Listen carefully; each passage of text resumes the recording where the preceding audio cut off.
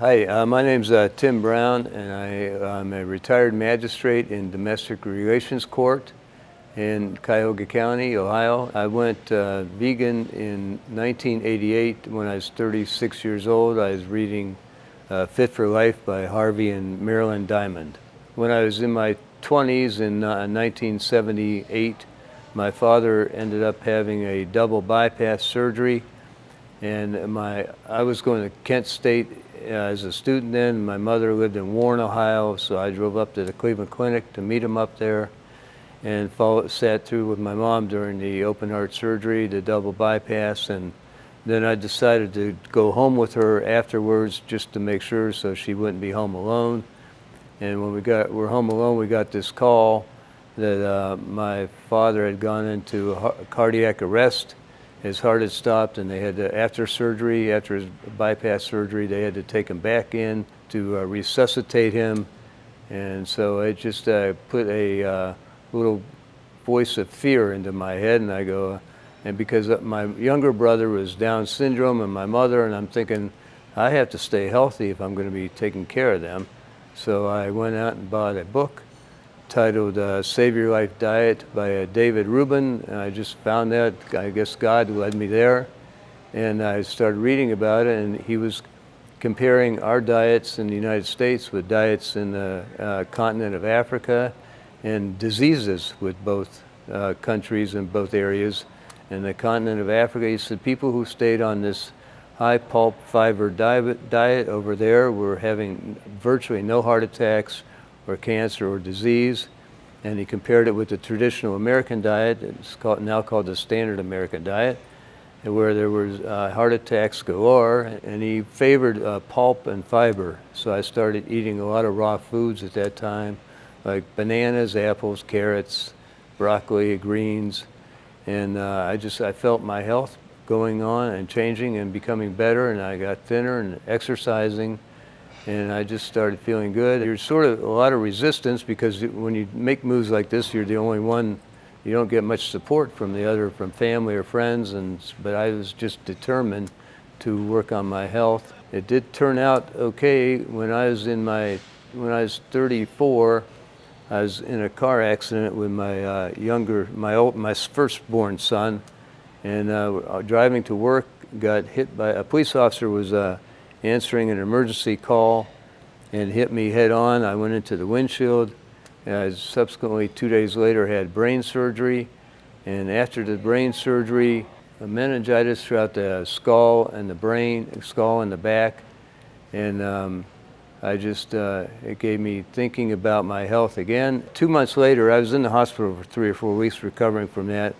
I was in bedridden. I couldn't do anything because that disease had just drained me.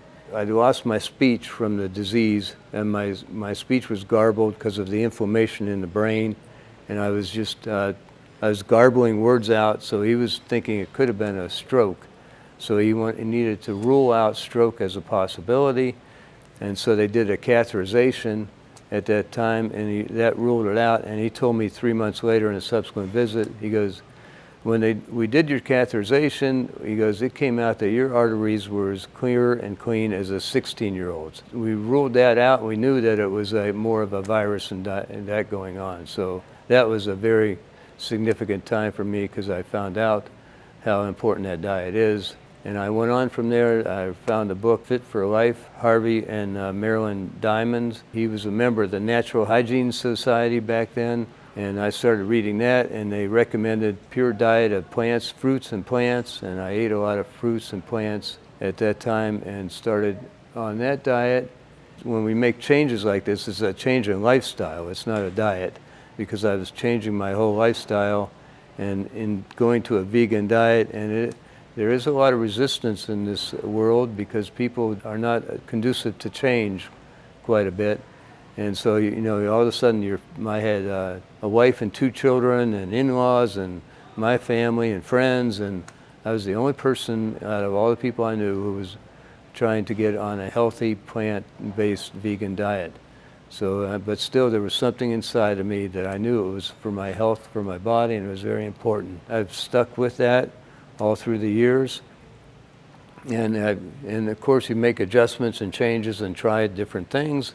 And I'm 70 years old now, and I'm still working on improving that. I am able to exercise daily and ride bicycles and help out a lot, and I volunteer a lot and do all of that, and it's very important. When I went to the last National Health seminar convention last year, I just got, instead of just focusing on my health, I learned more about the effect of our diet and lifestyle has on the planet, and the effect that it has on the animals, and effect it has on other people. So I read Dr. Esselstyn's book, Prevent and Reverse Heart Disease, and how he brought 25 patients back almost on death's walk to living. He put them on a whole food plant-based diet with lots of greens. They were still living 20 years after his change for their lifestyles, and I know how important it is for people, and I'm trying to find now, instead of just me, I'm trying to reach out to others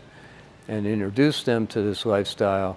And I know there is a lot of resistance, and so I'm working on that, because you understand we've been indoctrinated a certain way growing up in this country with what's important, and the meat and dairy industries have indoctrinated us.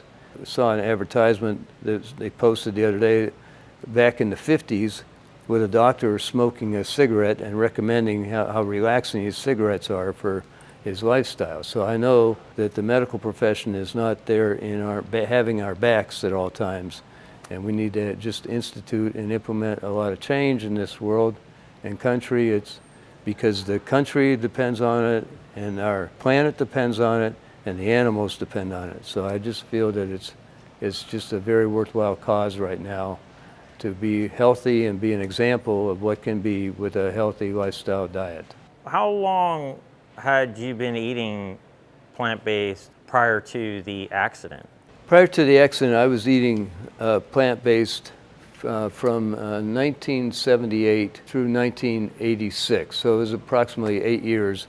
And I have to say, at that time, till I read the book Fit for Life, I had put a lot more pulp and fiber into my diet and eating a lot of more raw foods and vegetables. I would still have some meat occasionally at that time. It wasn't until 1988 reading the Fit for Life book that I was really convinced that meat was just not, it was useless for our life. I look at meat right now, meat eating as an addiction. So it's an addiction like cigarettes. Smoking cigarettes was an addiction. People were in denial about smoking cigarettes for decades, and they just thought it was good for them, and I think that same denial is in existence right now as far as meat eating. It's just a gob of grease-filled cholesterol that you're sticking in your mouth, and there's no redeeming factor of it at all. And they say that to feed a cow, and it takes 40% more land to put the grain on, to feed grain to a cow and eat it through the cow rather than eat grain directly. So you're saving all this land and water that's not good for the planet, it's not good for us, and it's not good for the animals. Do you identify with the word vegan or just plant-based? Went as a vegan for years, and then I saw the difference, and vegan can mean that I sit around and drink Coca-Cola and eat potato chips all day. So I'm staying away from animal products, but I'm not doing anything for my lifestyle or my health.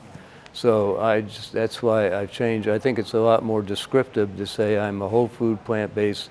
I am on a whole food plant-based diet, and with no or little oil, salt, or sugar. There's no processed foods, there's no oil, there's no sugar, and sugar's very addicting too. So I know chocolate chip cookies or something like that can be a little temptation now and then. So, but I definitely have no temptation to eat meat or animal products at all, because I know those creatures they're sentient beings, and they have feelings.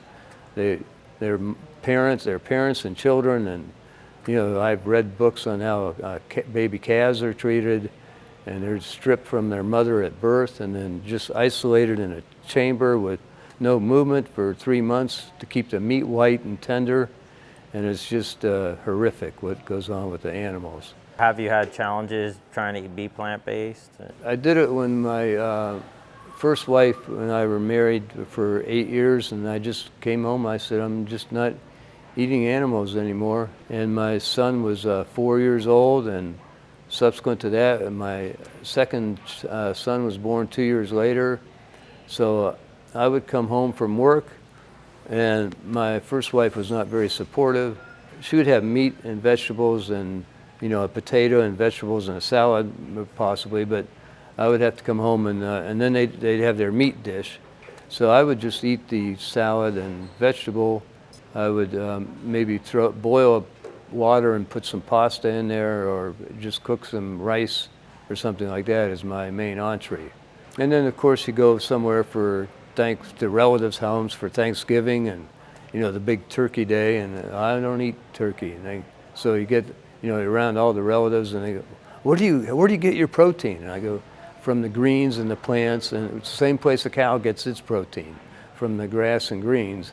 So I'm a herbivore, I'm not a carnivore. So I tell them my teeth are not shaped like a carnivore, my digestive tract is not as short like a carnivore's. I'm just not a carnivore, I'm a herbivore, and my food, my body is craving plants from the earth.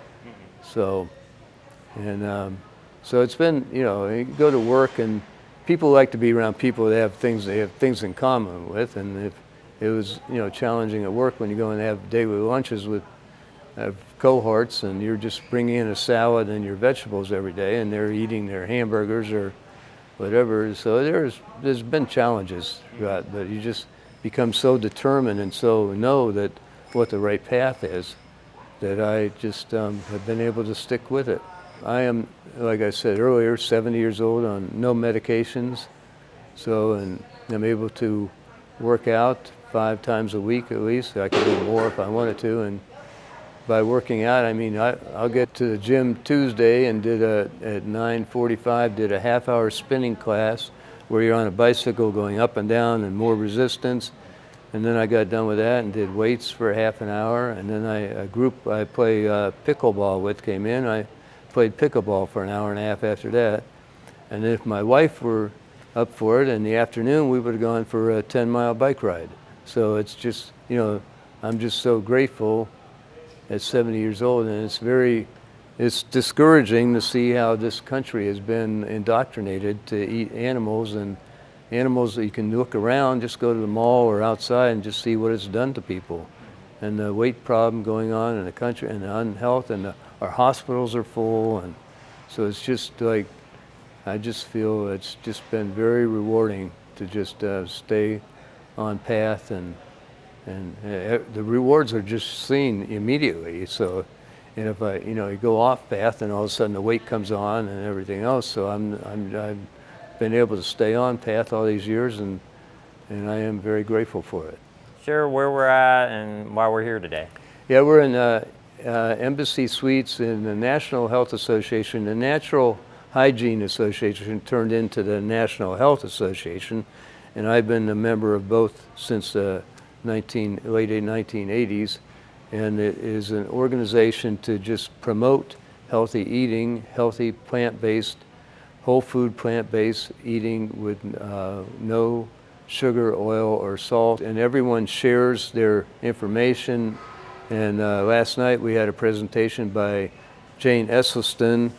She's the daughter of Dr. Caldwell Esselstyn. And he was the cardiologist I referred to earlier, who in 1985, he took on 25 patients at the Cleveland Clinic who the cardiology department had given up on because there was no hope for them.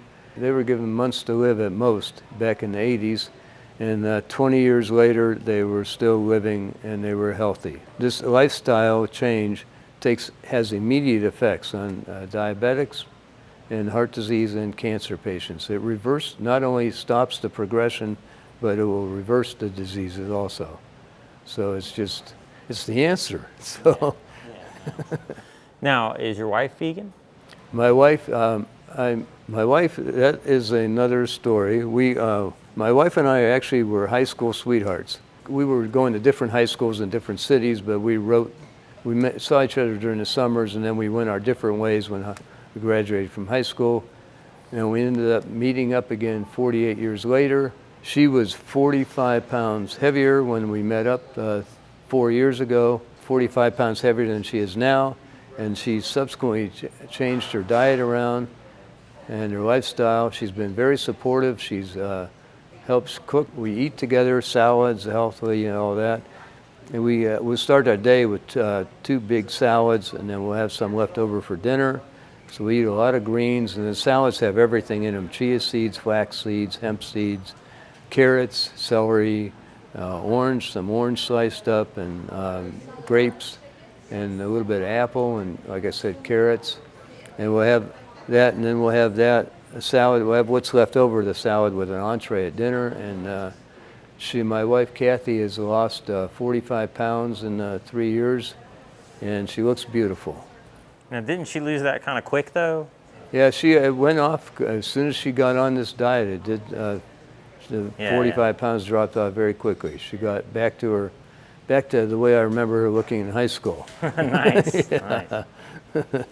From 1988 until 2018, with on my own, and whoever I was with, I would adapt and eat my vegan meal and just put up with whatever they were doing. But since Kathy and I have been together, she's bought all the recipe books. She listens to Ann and Jane Esselstyn on recipes all the time, and every night she's trying to find another vegan whole food recipe out to prepare for me. And after all this support from her, I don't think I could go back to someone who's non-supportive at all. So it just means it makes a whole difference in the world. It just comes natural every day to be eating vegan together and eating healthy together. And we just support each other, and we complement each other, because we know, and we talk about our health a lot. We just share what's going on with our bodies, and we know how good we're feeling, and we have after physicals, we share how good our physicals are with doctors, and it's just been so supportive that I could never be with someone who is not supporting like this, because I want to expand out and out and out and try to influence more people on this lifestyle, reinforce that it helps our health, it helps the animals' health, helps the planet's health. It's just so rewarding in every factor. I'm sold on my wife Kathy, and that's the way I could not go back. So, do you have any regrets?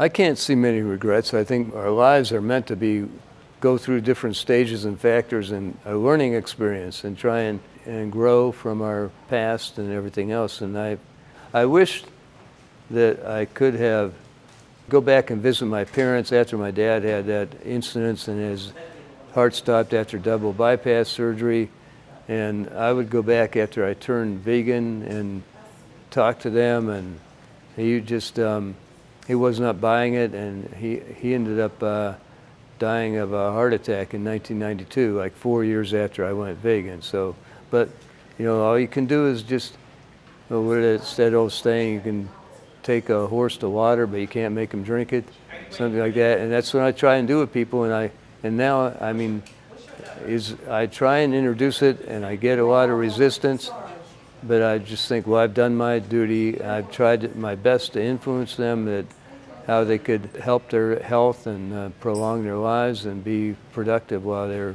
alive. But you worry about any specific nutrients, or are you pretty confident that what you're doing is sufficient?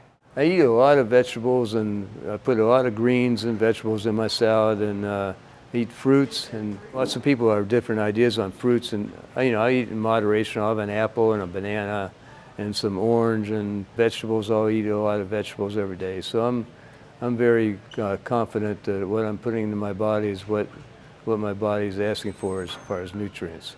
So give us an idea of what you might eat for breakfast, lunch, and dinner. Okay, another factor in health that I try, I'm still, like I said, 70 years old, but I'm still trying new ways. I'll read something, that might be worth a try. So lately I've been trying this intermittent fasting. I try and eat in an 8-hour window from noon till maybe 7 hours, noon to 6:30 or 7. And then I'll start the day at noon with the big salad, which I discussed earlier. A couple things I do eat, dates and raisins. I'll have a couple snacks of those. And I'm not too crazy about those because they're not real fresh. And for dinner, we'll have rice and beans, so lots of beans, and have what's left over the salad again. That's it until the next day at noon. So I have about a 16-hour window for my body to digest, regain its health. And the body is amazing with all it does repairs all the time. And we have 1 trillion cells in our body, and our body's replacing these cells all the time. And if we have a wound, our body does miracles in repairing wounds. And that's why I feel we need to give our body the proper nutrients so it can do all these functions and keep us healthy.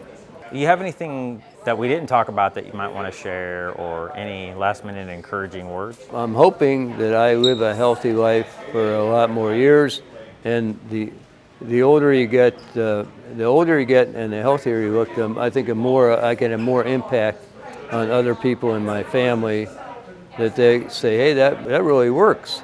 So, it's not just genes, it's what you put in, it's food. Let thy food be thy medicine is one of my main factors. So I'm hoping that I can be a better influence on my children, my grandchildren, and the whole world. So You have a favorite quote? I think that let thy food be thy medicine is the one. So yeah. Cool stuff. All right, man. Well, I appreciate your time, and I don't want to hold you up anymore from this awesome conference. So All right. you have a good day, and thanks again. All right. Thank you, Jeff. Cool. All right. Okay.